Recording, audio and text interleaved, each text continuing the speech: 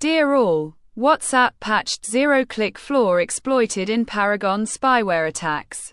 WhatsApp has patched a zero-click, zero-day vulnerability used to install Paragon's graphite spyware following reports from security researchers at the University of Toronto's Citizen Lab. The company addressed the attack vector late last year, without the need for a client-side fix, and decided not to assign a CVE ID after reviewing the CVE guidelines published by MITRE and its own internal policies. WhatsApp has disrupted a spyware campaign by Paragon that targeted a number of users, including journalists and members of civil society. We've reached out directly to people who we believe were affected, a WhatsApp spokesperson told Bleeping Computer.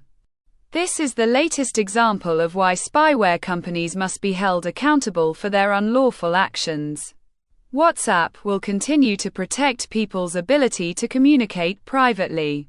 On January 31st, after mitigating the zero-click exploit deployed in these attacks, WhatsApp notified roughly 90 Android users from over 24 countries, including Italian journalists and activists, targeted with Paragon spyware to collect sensitive data and intercept their private communications. Citizen Lab found that the attackers added the targets to a WhatsApp group before sending a PDF.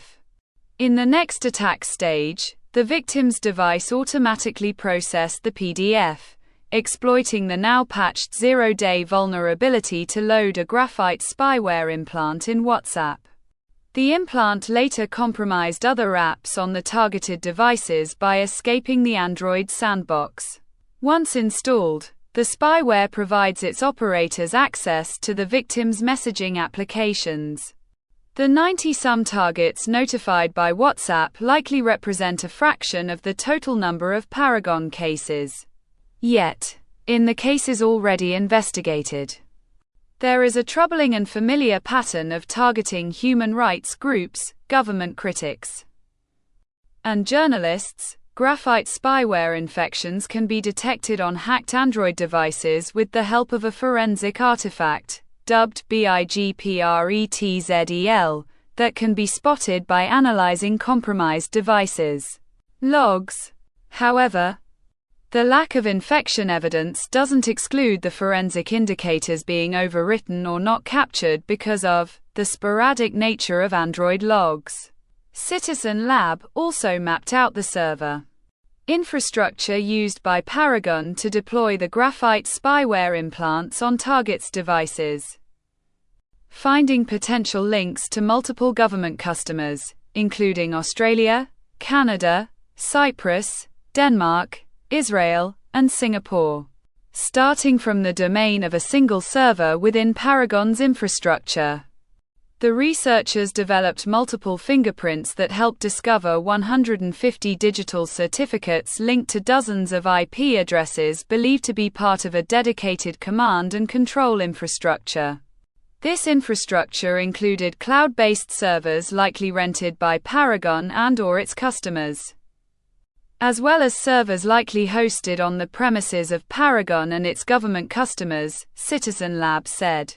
The infrastructure we found is linked to web pages entitled Paragon, returned by IP addresses in Israel, where Paragon is based, as well as a TLS certificate containing the organization name, Graphite, which is the name of Paragon's spyware, and the common name, installer server, Pegasus, a competitor spyware product.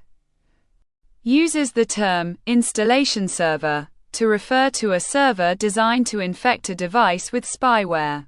Israeli spyware developer Paragon Solutions Limited was founded in 2019 by Ehud Barak, the former Israeli Prime Minister, and Ehud Schneerson, the former commander of Israel's Unit 8200. Florida-based investment group AE Industrial Partners reportedly acquired the company in December 2024. Unlike competitors like NSO Group, Paragon claims it only sells its surveillance tools to law enforcement and intelligence agencies in democratic countries that want to target dangerous criminals. in December 2022. The New York Times reported that the U.S. Drug Enforcement Administration, DEA, used the company's graphite spyware. 2 years later, in October 2024, Wired reported that Paragon signed a $2 million contract with the U.S. Immigration and Customs Enforcement, ICE. Thank you for watching. Subscribe and click the bell icon for future videos.